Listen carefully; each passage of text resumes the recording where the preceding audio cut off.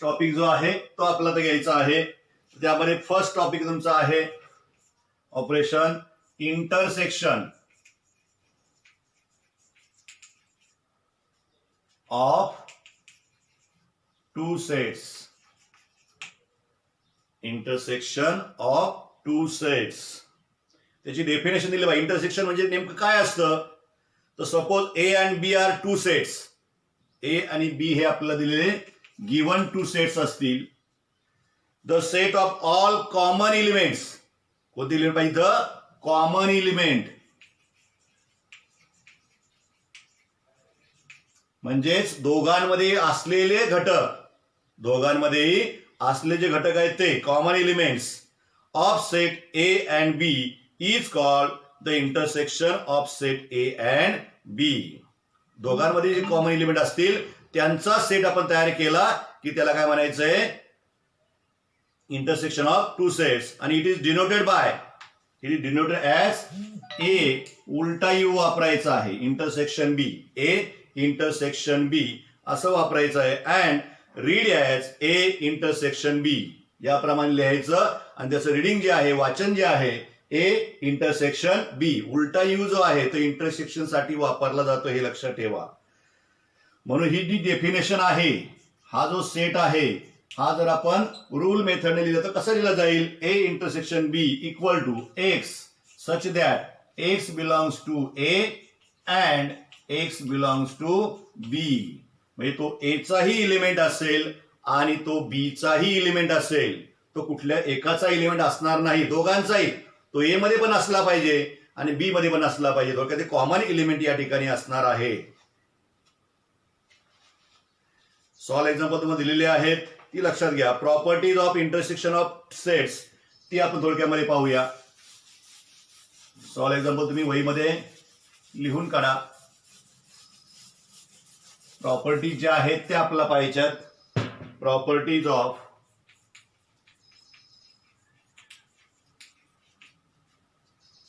Intersection of sets. First property A intersection B equal to B intersection A. म्हणजे तुम्ही set ए आधी लिहिला काय आणि बी नंतर लिहिला किंवा सेट बी आधी लिहिला आणि ए नंतर लिहिला तरी काही बिघडत नाही. कॉमन एलिमेंट तुम्ही कसे घेतले शेवटी कॉमनच येणार आहेत. त्यात काही फरक होणार नाही. Second if A is subset of B म्हणजे ए चे सर्व एलिमेंट तुमचे बी मध्ये असणार आहेत. Then A intersection B equal to A तुम्हाला मिळेल. तर ए चे सर्व एलिमेंट तुमचे बी मध्ये आहेत. कारण ए इज सबसेट ऑफ बी म्हणजे ए चे सर्व एलिमेंट तुमचे बी मध्ये आहेत. म्हणजे ज्यावेळेस तुम्ही कॉमन घेणार आहात त्यावेळेस तुम्हाला ए चे सर्व एलिमेंट कॉमन मिळणार आहेत. म्हणजे तुमचा सेट ए जो आहे तो काय असणार तुमचा या दोघांचा इंटरसेक्शन असणार आहे. Third property if A intersection B equal to B. A intersection B equal to B मिळत असेल त्यावेळेस काय तुमचा B subset of A. Then B is subset of A. जेव्हा तुम्ही दोघांचा इंटरसेक्शन घेता आणि बी हा सेट मिळतो तुम्हाला म्हणजे बी चे सर्व एलिमेंट जे आहे ते अख्खीचे अख्खे कॉमन आलेले आहेत. म्हणजेच तुमचा बी जो आहे तो सेट ए चा सबसेट असणार आहे. Fourth property A intersection B is subset of A. A intersection B जो आहे तो ए चा सबसेट असेल and A intersection B is also subset of B. तो ए चाही सबसेट असणार आहे आणि बी चाही सबसेट असणार आहे. कारण का त्या दोघांमध्ये असले कॉमन एलिमेंट आपण त्याच्यामध्ये घेत असतो म्हणून तो दोघांचाही सबसेट असणार आहे. ए इंटरसेक्शन बी. नंतर तुमचं फिफ्थ प्रॉपर्टी जी आहे ए इंटरसेक्शन ए डॅश म्हणजे सेट ए आणि त्याचा कॉम्प्लिमेंट सेट आपण घेतला तर याचा जर आपण इंटरसेक्शन घेतला तर तो इंटरसेक्शन तुम्हाला काय मिळणार आहे फाय. कारण आपण इंटरसेक्शन म्हणजे कॉमन कॉम्प्लिमेंट सेट घेताना युनिव्हर्सल सेटमध्ये असे एलिमेंट आपण निवडत असतो की त्याच्यामध्ये एकही एलिमेंट सारखा येत नाही. ए आणि ए डॅश मध्ये एकही एलिमेंट सारखा असणार का ते वगळून ए चे एलिमेंट वगळून आपण युनिव्हर्सल सेटमध्ये सेट त्या ठिकाणी एलिमेंट घेत असतो. इथे लक्षामध्ये ज्यावेळेस आपण कॉम्प्लिमेंट सेट लिहित असतो त्यावेळेस लिहिताना आपण काय करतो की जे ए मध्ये आलेले एलिमेंट आहेत ते सोडून ते वगळून बरोबर आहे ते रद्द करून ते कॅन्सल करून जे रिमेनिंग तुमचे एलिमेंट्स असणार आहेत युनिव्हर्सल सेट मधले विश्व संचामधले ते एलिमेंट आपण ए कॉम्प्लिमेंट मध्ये लिहित असतो. म्हणून या ठिकाणी तुमचं दोघांचं जे आहे त्याच्यामध्ये एकही एलिमेंट कॉमन येणार नाही, एकही एलिमेंट सारखा असणार नाही. म्हणून त्याचा जो इंटरसेक्शन आहे तो आपला काय मिळतो, फाय मिळतो, म्हणजे रिक्त संच मिळतो, एम्प्टी सेट मिळतो, लक्षात घ्या. नंतर 6वा प्रॉपर्टी तुमची आहे ए इंटरसेक्शन ए. त्या सेटशी आपण इंटरसेक्शन घेतला तर त्यावेळेस तुम्हाला सेट एच मिळणार आहे, तर अख्खीच्या एलिमेंट तुमच्याकडे कॉमन मिळणार आहेत. आणि 7वी प्रॉपर्टी जी आहे ए इंटरसेक्शन फाय, तर तुमचा सेट ए आणि कुठलाही एम्प्टी सेट आपण घेतला यामध्ये तुमचा एकही एलिमेंट कॉमन येणार नाही, एकही एलिमेंट कॉमन नाही म्हणजेच फाय येईल तुमचा आन्सर ते. तर अशा प्रकारे ह्या प्रॉपर्टी ज्या आहेत त्या आपल्याला वापरायच्या आहेत. त्याचा उपयोग काही एक्झाम्पल जे आहेत ती सोडवायची आपल्याला. तर डिसजॉइंट सेट जे आहेत पुढची जे डेफिनेशन आहे ती आपल्याला पाहायची. डिसजॉइंट सेट्स,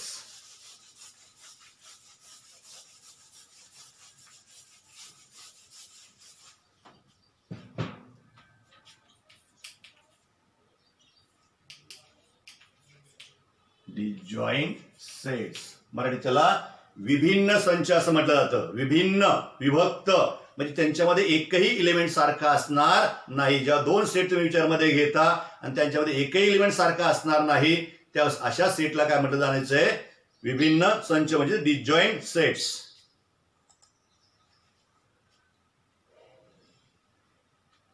त्याचं एक्झाम्पल दिलेलं आहे पहा. म्हणजे definition the sets are completely different from each other.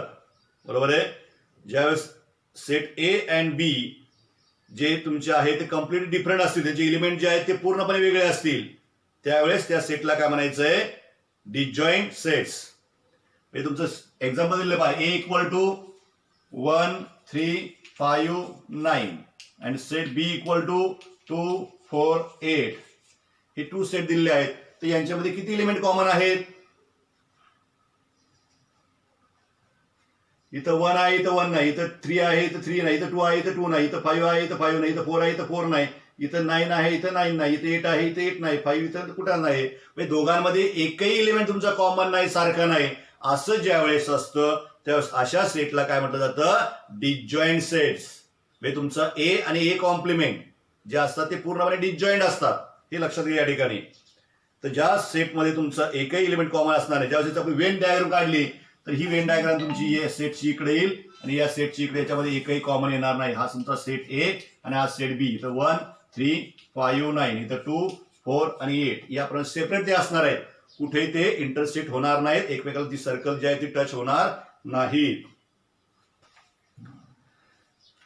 तर आपण आधी या इंटरसेक्शन ऑफ टू सेटचे काही एक्झाम्पल जे आहेत ती आपण घेऊया. एक सॉल्व एक्झाम्पल मधलंच पहिलं जे आहे सेट ए जो आहे तो 1 3 5 7 आणि सेट बी जो आहे तो 2 3 6 8.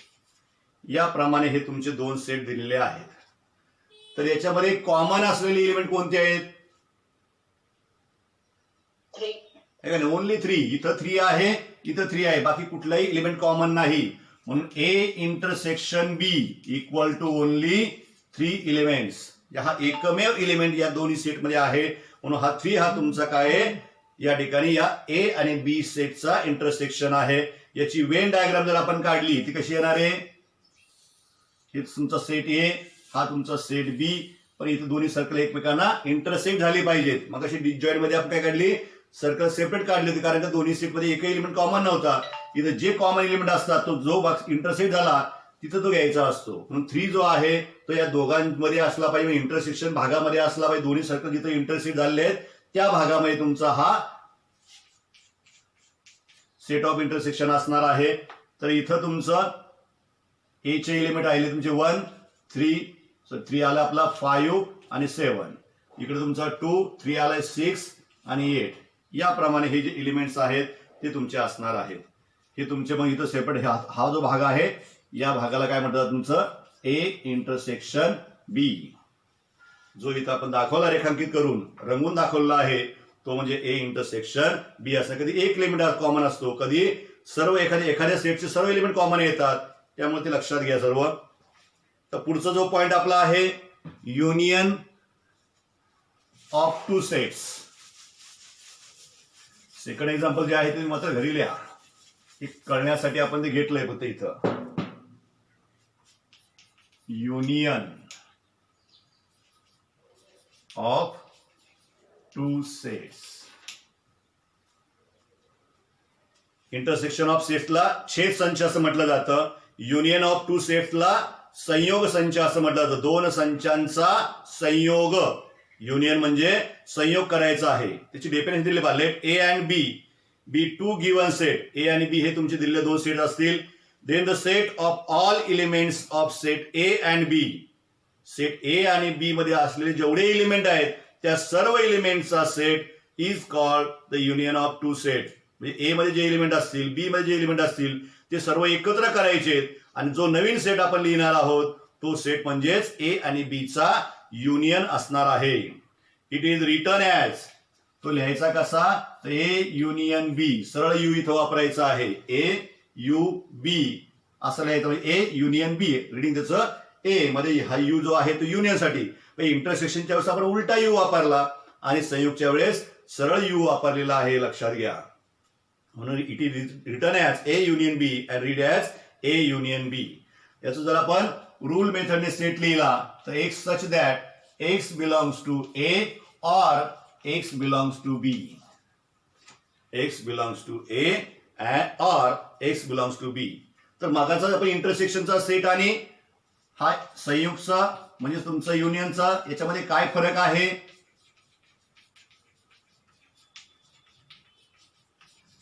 दोघांमध्ये काय फरक आहे सांगा बरं. हा इंटरसेक्शनच्या वापर असं रूल मेथड सेट लिहिला होता. हा युनियनच्या वेळेस आपण लिहिलेला आहे. या दोघांमध्ये काय फरक आहे.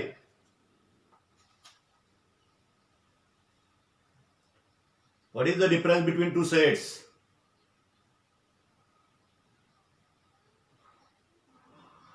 नीट पहा, त्याचं नीट वाचन करा म्हणजे लक्षात तुमच्या येईल लगेच काय फरक आहे तो.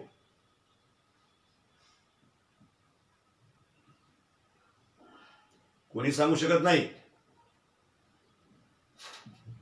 सगळं सारखं आहे का पूर्णपणे सेम टू सेम आहे. बोला बोला, कोणतरी बोला पटकन.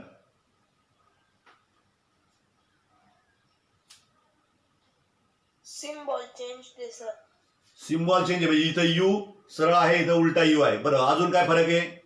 शाबास, एक फरक सापडला. अजून हा काय, इथं ऑर आहे आणि इथं अँड आहे.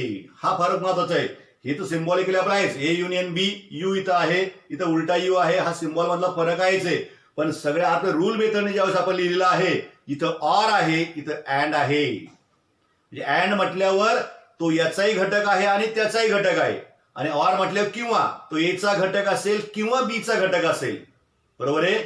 एचा घटक असू शकतो किंवा तो बीचा घटक असू शकतो. पण तो एचाही घटक आणि बीचाही घटक असेल. एचाही घटक असेल आणि बीचाही घटक असेल. आणि किंवा हा शब्द लक्षात घ्या इथं, हे महत्वाचे आहे. किंवा आणि हा शब्द तुमचा कधी येतो, अँड हा शब्द कधी येतो, इंटरसेक्शनच्या वेळेस. आणि किंवा हा शब्द कधी येणार आहे, संयोगच्या वेळेस म्हणजेच युनियनच्या वेळेस. तर त्याचं एक एक्झाम्पल दिलेलं आहे पहा सॉल्व मध्ये.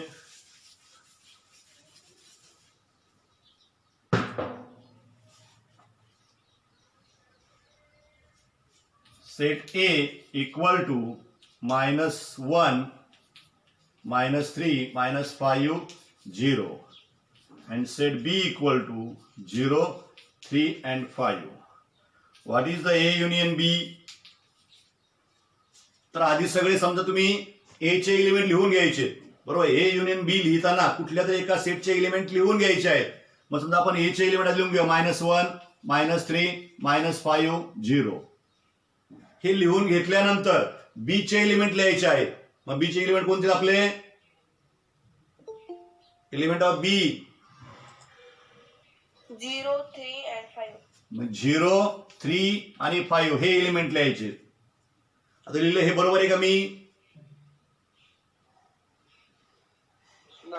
नाही. काय चुकलं, चुकलं काय.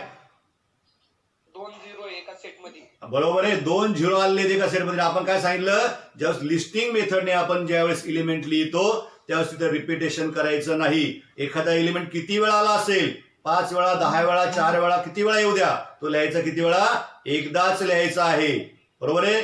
तो आपण इथं 2दा लिहिला, इथं का तो इथं एकदा आला, इथं पण आला, तो आपण इथं 2दा लिहून टाकला. म्हणजे आपण काय लिहायला पाहिजे, तो एकदाच लिहायला पाहिजे. म्हणजे झिरो हा तुमचा एकदाच येणार आहे. म्हणजे थोडक्यात इथं लक्षात घ्या, जो कॉमन एलिमेंट आहे तो एकदाच येणार आहे. जे जे कॉमन एलिमेंट असतील ते तुमचे एकदाच येतील. हा झाला तुमचा सेट ऑफ युनियन. लक्षामध्ये मी मुद्दामून चुकीचं आधी लिहिलं होतं, कारण आपण ए चे एलिमेंट लिहून गेले, बी चे लिहून टाकले, पण एलिमेंट डबल नको लिहायला. कुठलाही एलिमेंट तुमचा 2दा येणार नाही. 2दा तुम्ही लिहिलं म्हणजे चुकलं.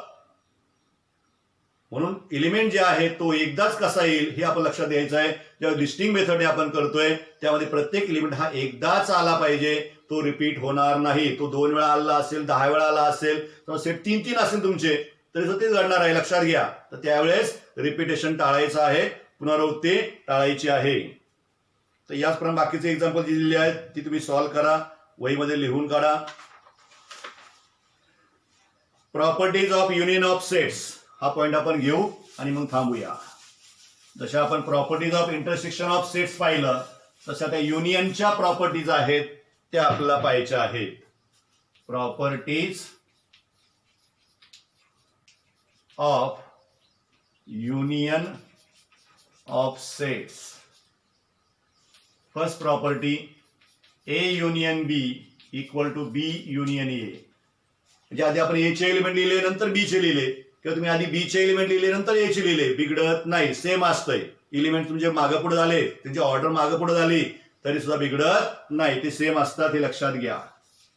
If A is subset of B, A चे एलिमेंट सगळे तुमचे बी मध्ये असणार आहेत, देन तुम्हाला कोणता सेट मिळेल मग ए युनियन बी मध्ये, बी हा सेट मिळणार आहे. कारण ए चे सगळे एलिमेंट तुमचे बी मध्ये आलेले आहेत, म्हणजे ए चे एलिमेंट सगळे कॉमन आहेत, म्हणून बी हा सेट तुमचा या ठिकाणी मोठा असणार आहे, तो तुमचा मग या दोघांच्या युनियन मध्ये येणार आहे. Third property, A is subset of A union B and B is also subset of A union B. A आणि बी चा आपण युनियन सेट करतोय, त्याच्यामध्ये दोघांचे घटक आपण घेत असतोय, म्हणून ए आणि बी हे दोन्ही सेट तुमचे ए युनियन बी चे सबसेट असणार आहेत. Fourth property, A intersection A dash, म्हणजे इंटरसेक्शन आहे ए युनियन ए कॉम्प्लिमेंट, ए आणि ए कॉम्प्लिमेंट यांचा युनियन तुम्ही घेतला की आपला युनिव्हर्सल सेट मिळतो, यू सेट मिळतो. युनिव्हर्सल सेट आपण यू ने दाखवतो, लक्षात घ्या, कारण याचे एलिमेंट वेगळे असतात, याचे एलिमेंट वेगळे असतात, त्याच्यामध्ये कॉमन एकही एलिमेंट येणार नाही. दोघांचे मिळून ज्यावेळेस तुम्ही एलिमेंट घेणार आहात त्यावेळेस तुम्हाला सेट यू मिळणार आहे, म्हणजे युनिव्हर्सल सेट तुम्हाला मिळणार आहे. पाचवी प्रॉपर्टी, ए युनियन ए, त्या सेटशी आपण युनियन घेतली, संयोग घेतला तर परत आपण तो सेट मिळणार आहे, कारण कॉमन एलिमेंट आपण रिपीट करत नाही, म्हणून तो ए सेट मिळेल. आणि 6वा जो आहे ए युनियन फाय, फाय म्हणजे तसं एकही एलिमेंट नसतो, म्हणून तुम्हाला एच परत मिळणार आहे. तर अशा प्रकारे या प्रॉपर्टीज आहेत, या लक्षात ठेवा. आणि मग पुढचा पॉईंट जो आपला आहे, number of elements in set A